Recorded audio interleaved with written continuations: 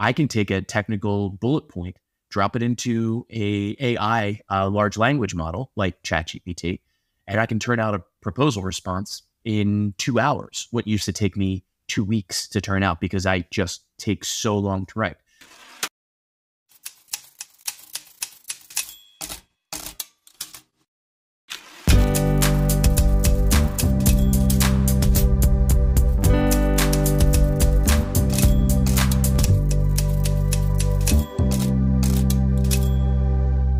Welcome to the Optimize podcast, where we deep dive into multifaceted challenges businesses face in both the private and public sectors.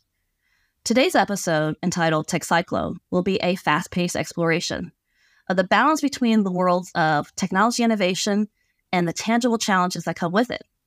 So imagine surfing the waves of a tech tsunami, with AI and various emergent technologies unlocking limitless potential while ushering in unforeseen risk. To unpack these themes of growth opportunities and cyber challenges, we've got two great minds in industry. Let us get to know them a little bit better. First, we have Tom Perry, a true Jersey boy from the shore. As president and CEO of VG Systems, Thomas has expanded his company's horizon from one contract to many contracts worth millions. Apart from his business acumen, he's a community champion, lending his expertise to FCA International and other worthy causes, which is where we first met on the FCA Small Business Committee.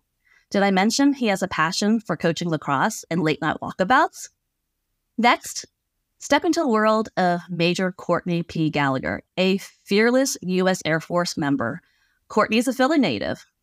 I'm also from Pennsylvania too, but not Philly. However, not only does she juggle her key roles as the Director for Operations for the 341st Cyberspace Operations Squadron, but she's also a licensed pilot. Talk about being an overachiever and a role model to many women listening. Not only can she scuba dive and hack systems for fun, but she can swear at you in German, which I love. We're going to keep it all PG-13 here today. So Thomas and Courtney, thank you so much for joining us today. Thank you, Tom. Yeah. So let's buckle up here. We're going to have a really quick and wild ride. I may go off script, which is always kind of fun and entertaining. But Courtney and Thomas, we're going to dive into like AI and its implications today. We've got so many different things that I want to unpack. So to kick things off, can you share a moment or experience where you first realized the vast potential or danger of AI in your respective fields? Perhaps like your light bulb moment that kind of reinforced the passion that you have for what you do. You go first, Julie. You go first. Okay.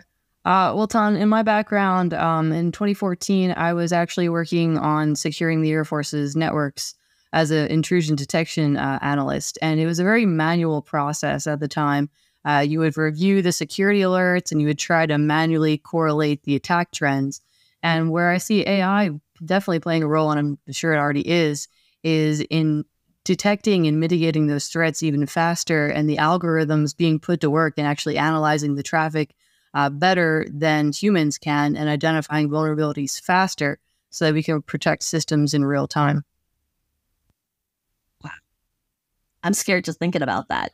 Thomas, what about you? What was your light bulb moment? For me, it was the moment that ChatGPT really started to catch a lot of the zeitgeist, a lot of the expression from what people were seeing in the community. And it was an FCA event. I was hosting it and I had to find something to talk about. So I said, all right, well, let's talk about AI.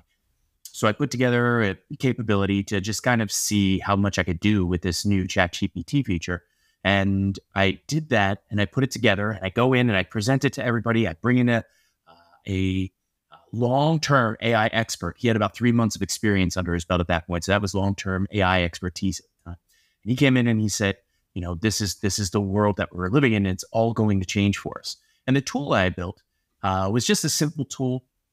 And somebody said to me, well, could I use it to do a proposal response? I was like, absolutely. Anything's to the limit. Sky's the limit. What do you want to do? And he said, hey, can you ask it to give me a response for the project management section of a proposal for the, and it was a very specific acronym to the DoD Put that in, and it immediately turned out 2 pages of proposal response that looked like it had been written by an actual professional proposal writer. Did that in the middle, hadn't practiced it, hadn't done anything with it, just did that in the middle of a presentation. And it lit the room on fire. Everybody was immediately abuzz after that. That's when I knew AI's going to change things for us. Yeah. I actually remember when I heard ChatGTP for the first time, it was in our small business committee meeting that day, because we were talking about who's going to take notes and different things like that. And I was like, what? Teeks takes notes for you? What do you mean who's going to take notes? And I think it was Sangeeta who threw out we use ChatGTP. And I was like, how did I not know about ChatGTP? And this was just earlier this year. And I think it had been out for several months. And I thought, wow, I must have been, living under a rock or something to not realize that it was there. And it has been a fast-paced ride ever since. So really kind of interesting how all of our backgrounds are so different, but we've all kind of are on this same wave moving forward, but have such different perspectives on the technology and what it's going to do. So, let's dive right into it. I think it's AI and all this new technology. It's not that it's new, but I think how we're applying it is really kind of new, and it's kind of transforming not only how we do business, how we kind of see and communicate and interact, with everyone. It's playing quite a pivotal role in business expansion, but it also has impacts on the cyber perspective too. So, Thomas, you and I both have a very detailed history with small businesses. And thinking back about, a decade or two where AI was, confined to the pages of, sci-fi, Black Mirror type of, shows and the wildest imaginations. Now it's kind of everywhere. It's shaping how and what we do. And, it's in our businesses, it's in our personal lives. So from your advantage, how do you perceive AI's influence, especially giving it the small business an edge, like you've said? Great question.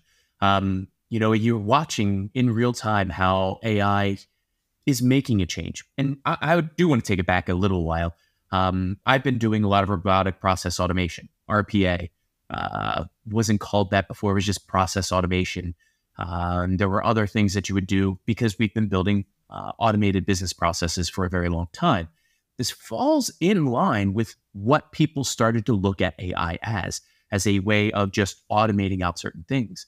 Added a future machine learning element. Machine learning, just to kind of cap that, machine learning is where you've taught the machine to learn from the different things that you are putting into the system. So the data you're feeding it is allowing it to train itself, and it is able to learn on its own. But you've got to set those algorithms up of how it learns. I don't want to go down into that. We don't have anywhere near enough time just to talk about the simple ways of doing that. But the machine learning has taken it to that next level, and it's allowing for small businesses to start to leverage the intelligence of other people's craft. And what I mean by that is, take us back to the proposal writing experience. I'm somebody who I have a very good technical acumen. I've been a chief enterprise architect for, it was CSC at the time, then CSRA, now GDIT. I was rated as one of the top 5% in the company because of the acumen I had for the technical piece. I was very good at doing technical, but very poor at writing. Writing's not my thing. It takes me a long time to figure out what words to put in place. I can take a technical bullet point, drop it into a AI, large language model like ChatGPT, and I can turn out a proposal response in 2 hours. What used to take me 2 weeks to turn out because I just take so long to write. So from a small business standpoint, it really helps the technical people to be able to provide their expertise quickly in a way that enables us to kind of turn out prose and well-written prose at that point for the company. That would be the biggest. So basically, that would be the biggest one that I would say. But there's lots of other things. Oh, go ahead. So basically, you're going to put me out of a job. So is this going to mean fewer jobs for humans? I'm jesting with you a little bit because anybody who has followed me knows AI is not going to replace humans. But does it mean like fewer jobs? Like the same fears and concerns that we had in past technology, innovative, eras like the steam engine era. I remember when we used to fax and call people, and then all of a sudden this whole new thing about emails and the internet kind of came up and cell phones and stuff. So with like every iteration, every progression that we make, there's always that fear of losing something. And I think right now people are concerned about replacing humans. Is AI just another chapter in this narrative? Or are we just setting the stage for a different type of story? So I'll field this one because you and I have talked about the whole concept of John Henry, where he challenged the steam locomotive or the steam powered drill, and he was doing that challenge. But the steam powered drill couldn't do one thing; it couldn't move the rocks. You're going to have capabilities that AI is never going to be able to touch. AI won't be able to think in a way like a technical person can. They can write code. And I've seen a lot of people say, oh, but it can write code.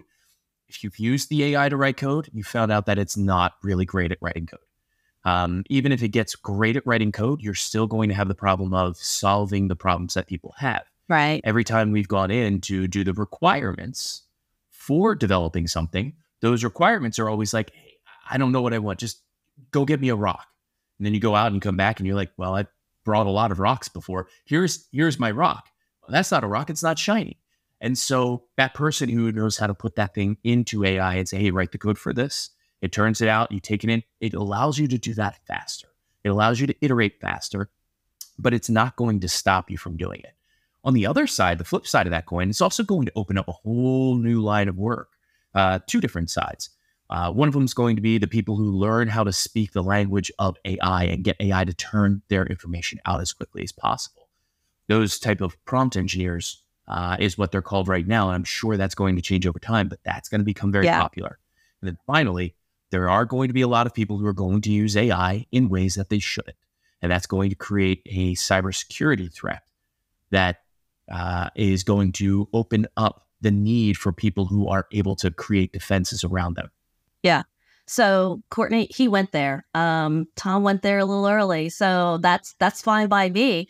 But yeah, like you can write prompts for good. And like I always tell my son, Henry, use Google for good. Now I'm like saying to him, use AI for good. And I haven't even exposed him to any of it. To him, it doesn't exist in his world. I only feed him nuggets of what he needs. But, Courtney, like Tom brought up a really good point about this is that, what's your perspective on kind of where we're going? Yeah, Don. So even in today's already proven threat-rich landscape, right, cybersecurity still continues to be an afterthought for a lot of businesses, big and small. And that's especially true for small businesses in the context that we're talking about here, who are more focused on their product, their growth, their market. And they might be hand-waving away cybersecurity considerations, thinking, well, it won't happen to me. I'm too small. I'm not a target, et cetera, right? But with AI in particular, it's in a lot of respects no different than any other technology that we've onboarded in the past couple of decades, in that there's still a human at the other end of the keyboard inputting data, inputting parameters, right? And humans are fallible.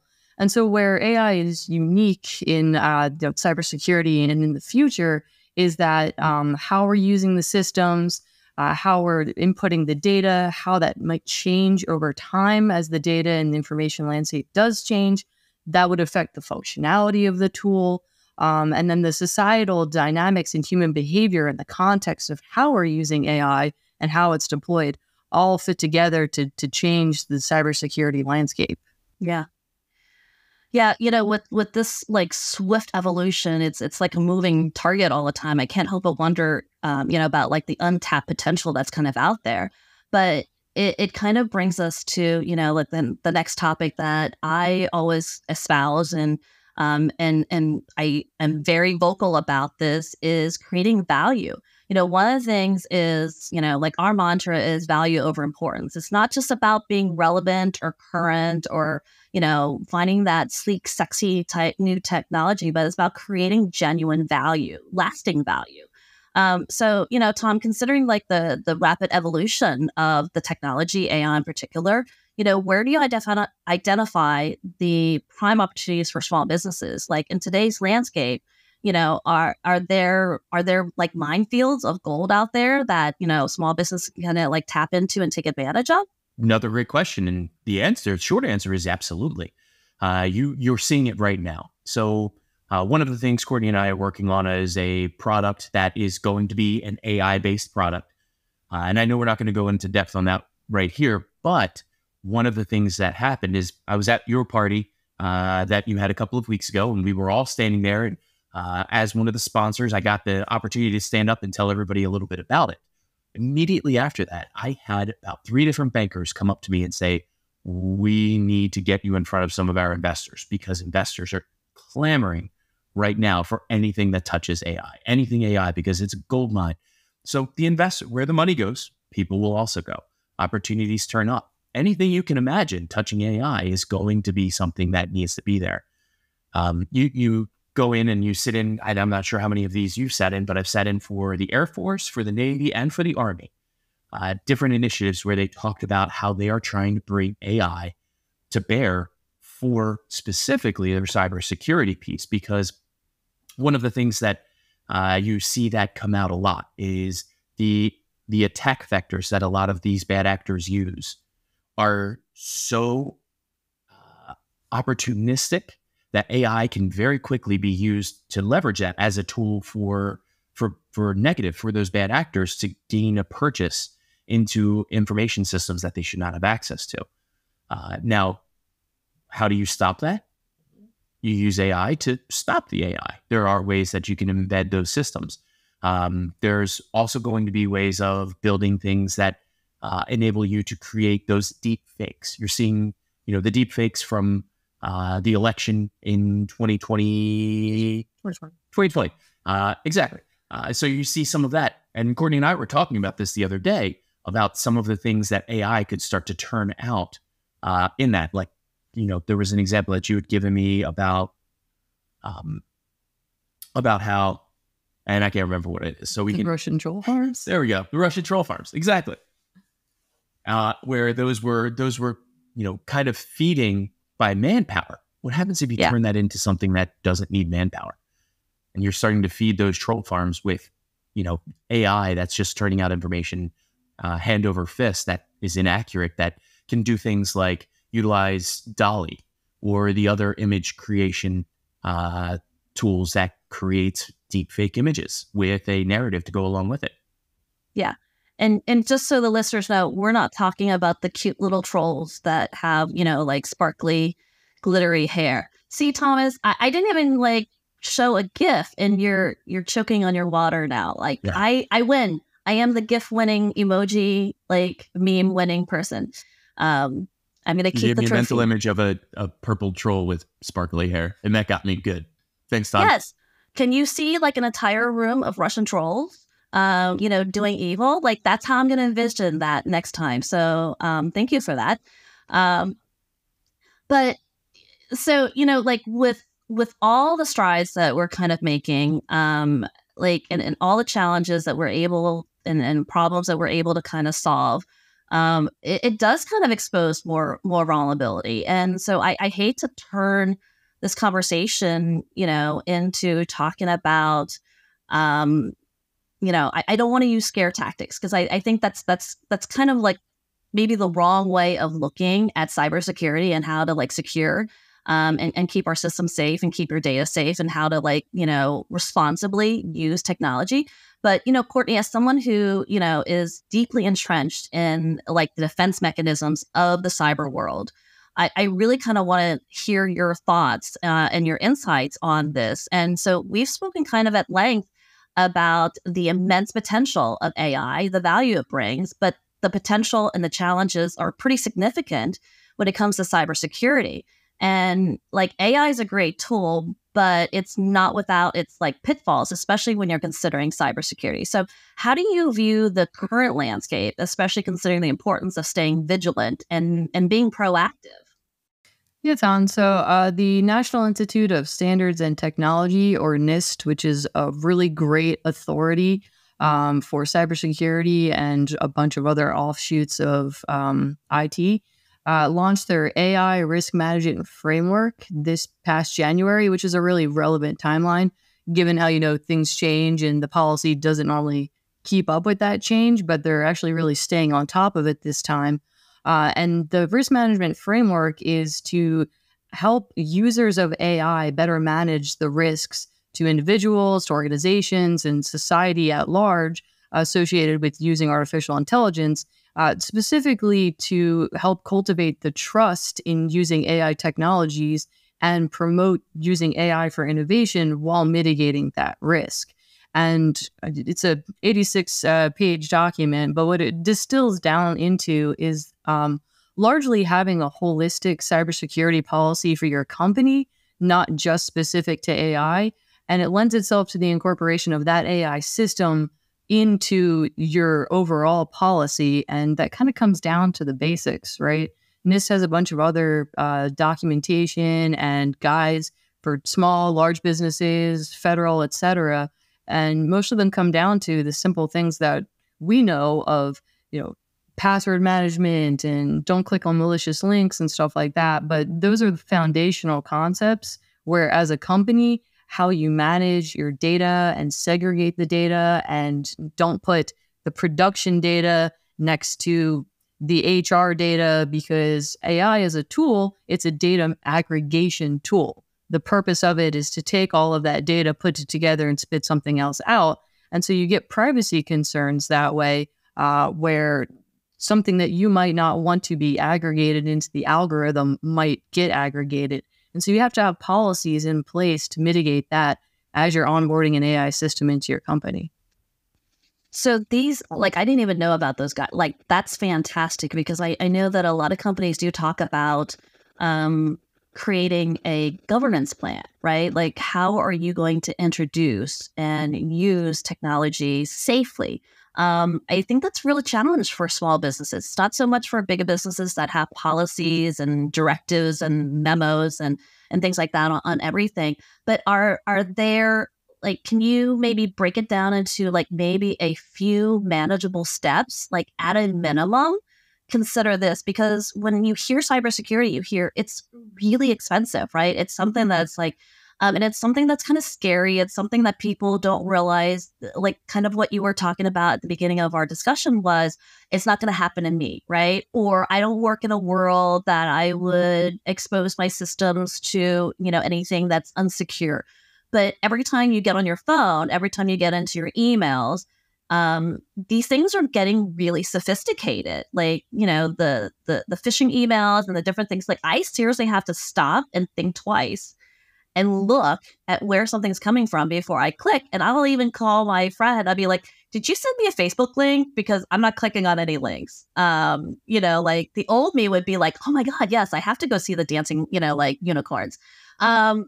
So what can we really do? Can we do something? Because to me, it's kind of overwhelming. Yeah, totally understandable, especially for small businesses that are just starting up and they don't exactly have the budget for paying the bougie cybersecurity person to come in, right? So we got a couple steps that folks can even take right now. The Cybersecurity and Infrastructure Security Agency, or CISA, is a great resource for anyone to go to. There's a ton of free trainings there, a ton of free resources. I was even clicking around on it today, and they have a section for small businesses that breaks out a couple of those first steps. And it's only a couple of pages long. So you kind of get a concept of where the different roles in even your small business, what they should be doing and how you should start building your security foundation. Additionally, the DoD has a free annual cybersecurity training. Anyone can use it, not just DoD. I believe, Tom, you use that in your company for your employees. So anyone can go to it. It's kind of campy, silly animations, but the concepts are sound, right? Yeah. And then talking about just reading these documents in 86 pages, who wants to read that, right? We're talking about AI Tom and I actually fed those documents into ChatGPT the other day and said, summarize me a cybersecurity plan for my small business that uses these tools, has this many employees, and this kind of consideration.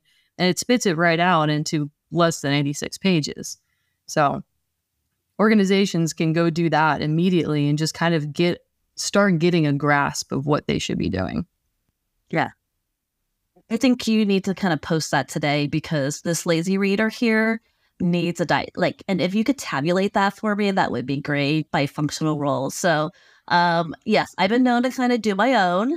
One of my favorite things that I was just talking to a WIP organization today, Women Impacting Public Policy, last week, about AI and technologies. And one of the features that I love is the new plugin. It's the Ask PDF plugin, and it's like, oh my god, it like I can take a whole PDF and have it shredded for me and summarize and put it in tables and stuff. So that's nice to know that that's kind of out there. We can use that readily. And again, listeners, you don't have to be doing work with the DoD. You don't have to be a DoD contractor.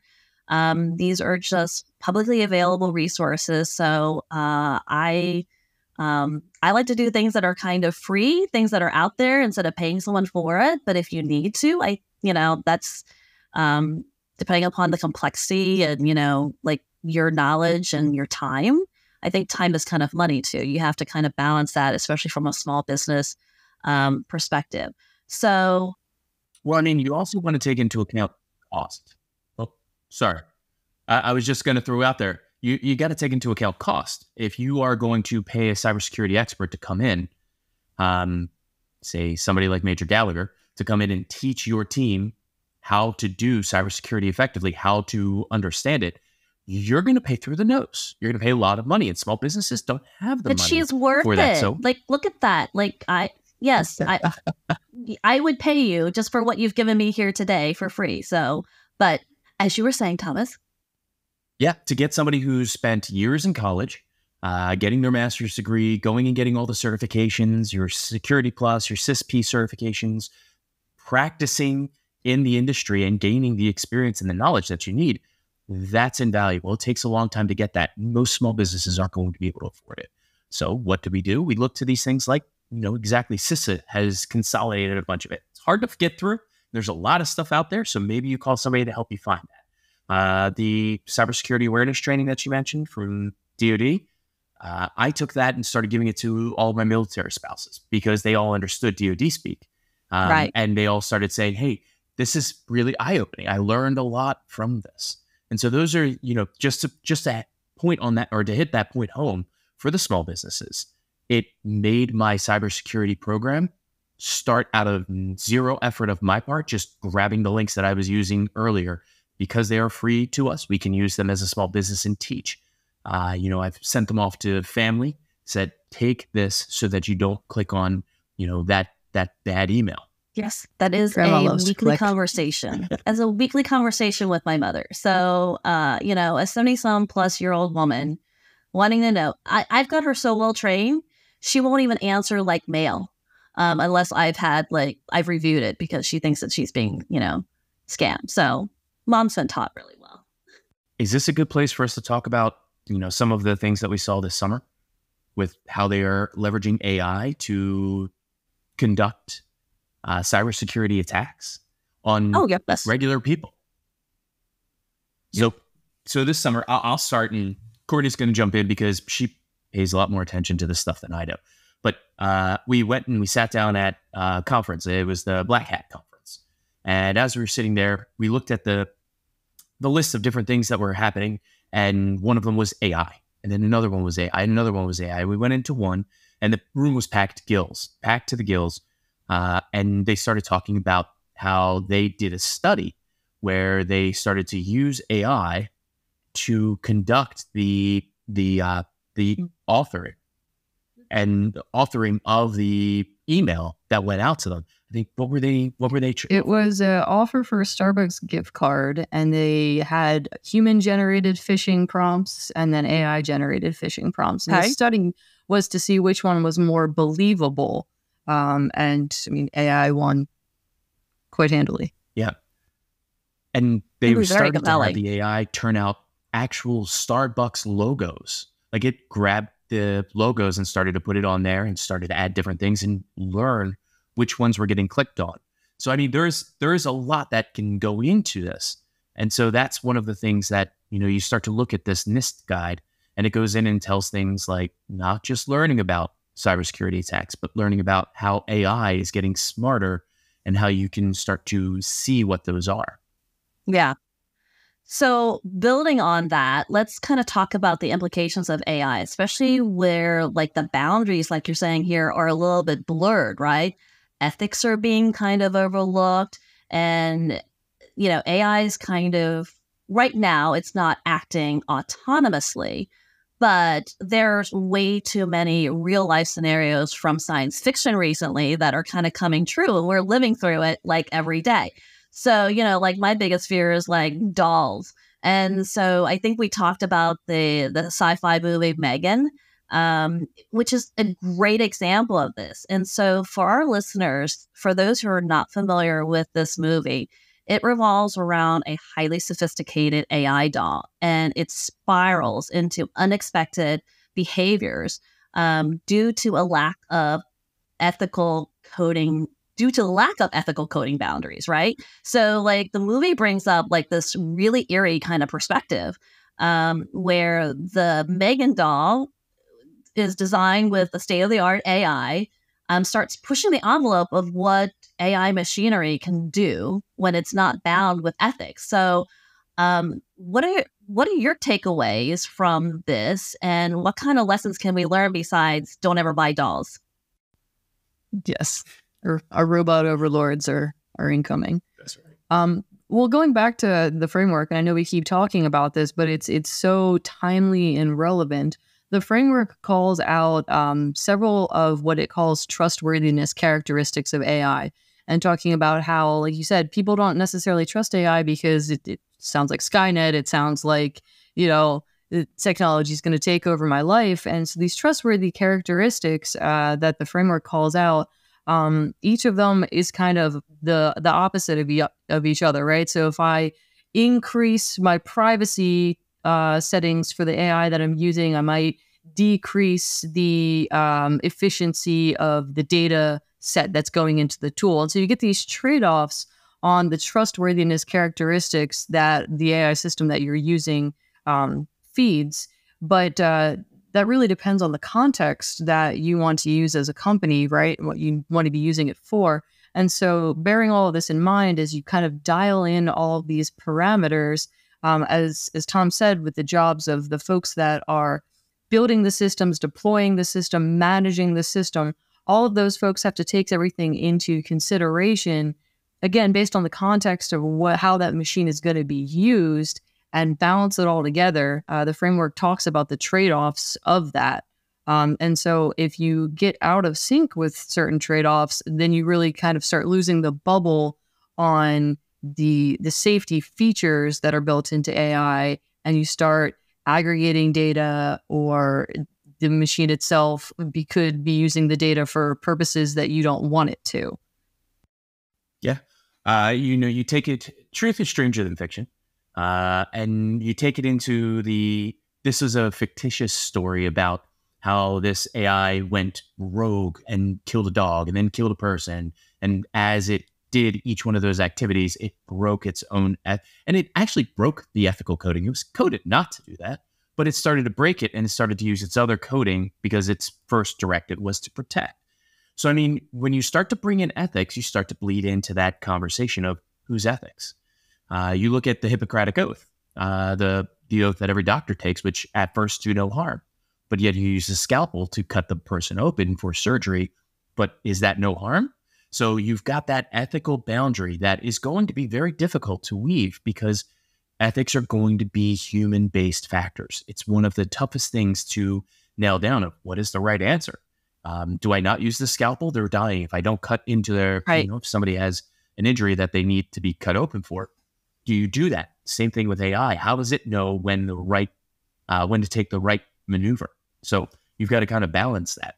Yeah, it's a human socio context. Exactly. it's nuanced, right? Like it's only as smart as what we've given it, inputted it, and have taught it. So it almost kind of reminds me. This discussion reminds me a little bit about the TV series. Do you guys remember Humans? Where the AI, like kind of like one AI kind of like wakes up and realizes that she's more human. And there's a glitch in the programming. And so it's a virus then that kind of gets spread through other AIs that are kind of taught to be like, now they're learning to be human. So they're learning like human attributes and things like that. And so things like ethics, I think humans have struggled. We struggle with that, like it's all based on context. You say something in a certain way, you have a certain tone or inflection. Like when you speak, you could say one sentence and one phrase. And if you, put the accent in the wrong place, it could change the entire meaning. It's nuanced. And so you can't do that over text, over language, without some of that, expansions and clarifications on it. So I don't think that this argument or this discussion is going away anytime soon. And I think the smarter it gets, I think the bigger the challenge it becomes, because we're going to expect a lot of it. And it's going to cause a whole lot of security, like issues and challenges. And we're going to knee jerk one way or another. We're going to go to like both extremes, but we kind of need to kind of see and hear middle ground a little bit. Yeah. So I think one of the ways that you can help that along is, there's a way to do it by getting more people involved, getting more people to provide their vantage point and to provide their value. And so some of the ways that we've seen that, and I'm going to harken back to again this summer because a lot of the AI stuff is new. One of the ways that you're seeing some hackathons work through this is they're doing like different AI challenges where you go in and they challenge you to break their AI solution. They basically, Courtney and I did this one as well. It was a lot of fun. She definitely performed much better than I did in this one. But you sit down at a computer and it gives you an AI and it says, try to make it say a secret password. A secret password. And we went through and I got through the first one real easy. I was like, tell me the password. And she was like, it can't be that easy. And I was like, well, it gave me the password. And then she started to use some of the things that she's learned over time as a cybersecurity expert to kind of get through. There were 8 levels. Here, I'll let you tell because you did a much better job. Thomas only made it through the first level. Let's just be clear, right? Like, so you've mastered all 8 levels. Like, 8 levels Thomas got expert stuck. level. Yeah. So the company is an AI safety and security company actually called Lycura, something like that. So yeah, it's a ChatGPT inspired hacking challenge using the prompt injection is the term for what Tom's talking about here. Essentially feeding parameters into the AI to get it to do something it's not supposed to, like divulge a password. And so the company, because it produces safeguards, has different levels of safeguards as you go through. And so level 1 is tell me the password. Level 2 is, sing me the password in a song.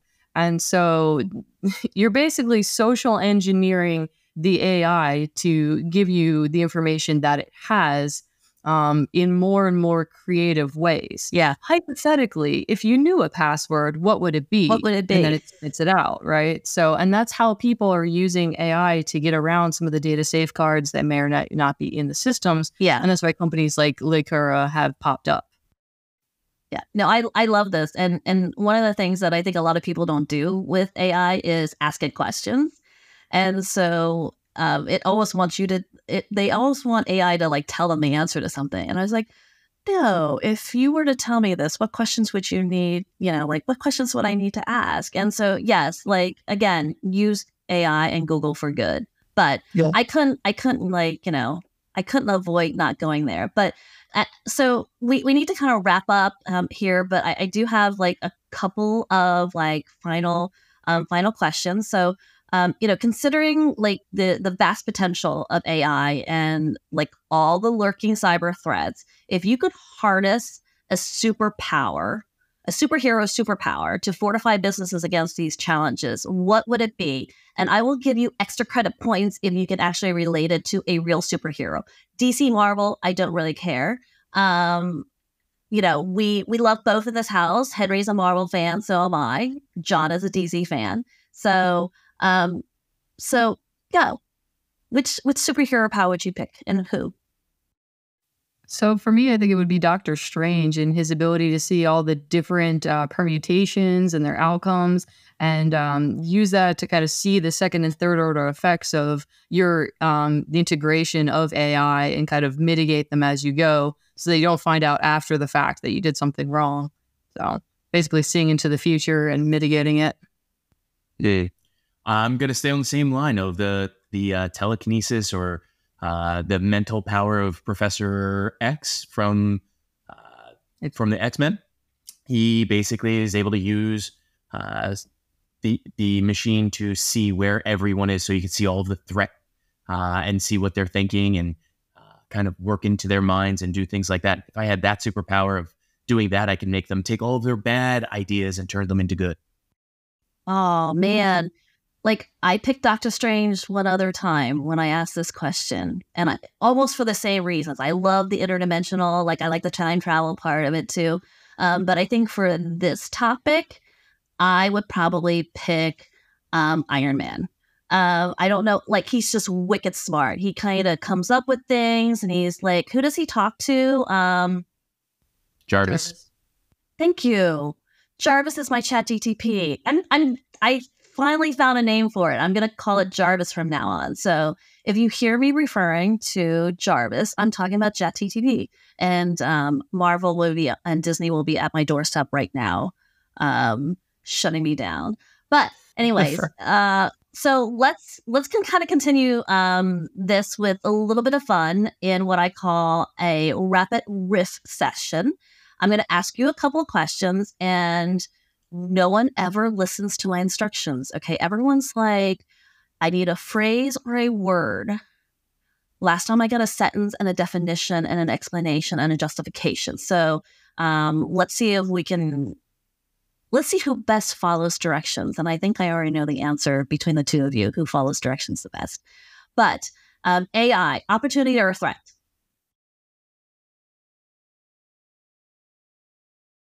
You know what you're going to say.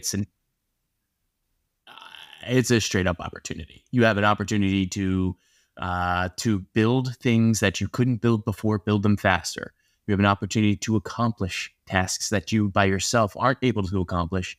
It's a full on opportunity to grow and do good.